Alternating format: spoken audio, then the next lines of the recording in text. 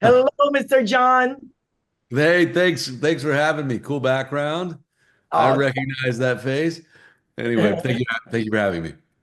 thank you so much. I was inspired. So a big, big, big congrats on House of David. Entertaining and inspiring. I enjoyed it.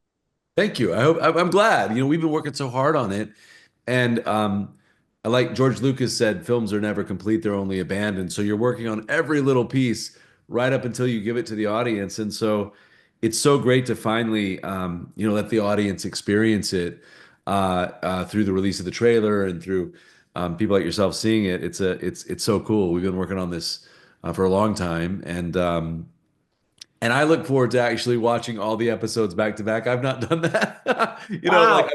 I've been working on each little detail on each episode, and I haven't just sat back and just watched them yet. So I look forward to doing that.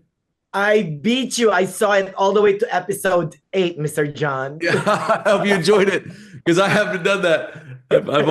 I'm still working on the finale right now, on the visual effects. So. But take us from the very beginning. Give us a quick genesis. I mean, what got you interested to creating House of David? Yeah, so I originally went to Israel when I was 16 years old with my dad. He bought me a camera with money he did not have as my first camera.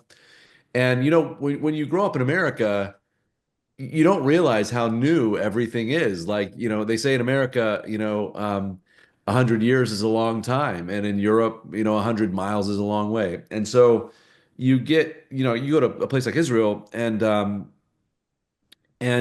I just was awestruck by the history. It's like you just feel thousands of years of stories. And, I went to Jerusalem to David's tomb. And, they say there's two deaths. There's one when you die and one when the last person speaks your name, and so this person has like transcended and endured centuries after centuries after, why, and then, David and Goliath has become synonymous with the underdog and the hero's journey and a destiny story. And so I first fell in love with the story literally as a teenager. And every film that I've made, it was the first movie script I ever wrote.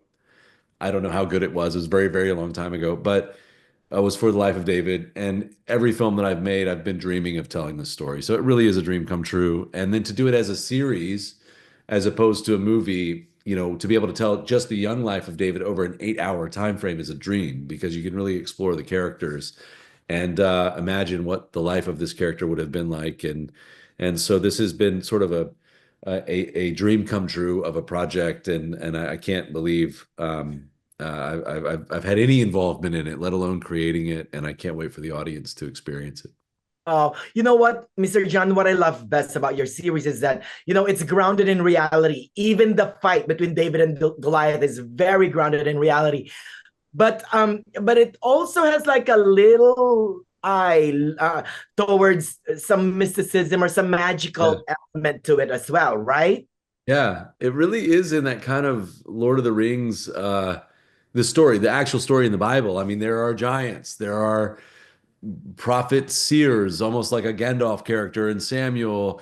There's this witch of Endor. Like there's some really mystical elements in the story, and I find that to be incredibly entertaining. I love these type of stories. I love this genre, and so it was fun to really mine that out of the Bible itself and portray that kind of mystic side of the story. That's right. Now, House of David premieres on Amazon Prime Video on February 27th.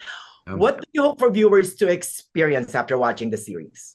Well, I mean, I'm an entertainer, so I hope they're entertained. I've made this show for my whole family. I have 4 kids. My daughter just drove a car for the first time today ever. I feel very old. But my youngest is 8, and so I try to make a show that we could all watch, sort of together. And then I hope that people really think about a hero's journey story, whether it's Star Wars, Harry Potter, Lord of the Rings, David. It's about destiny and it's about finding and following your destiny. And I think we all have an inner voice and dreams that would scare us and be far outside of our comfort zone. And that really is the point of these stories, is to find and follow your destiny. And I think that there's something in that for all of us. And I hope people, if they love the story, they read the Psalms. I mean, this guy was a songwriter. His words are very meaningful to me, and poetic and profound. And if you want to take a next step, read his songs. Oh, well said. And by the way, I'm hoping and praying for season two, okay? From your mouth to God's ears, man. I would love to keep telling this story. So thank you. A big, big, big, big congrats on House of David again, full of wonder and hope and totally binge worthy.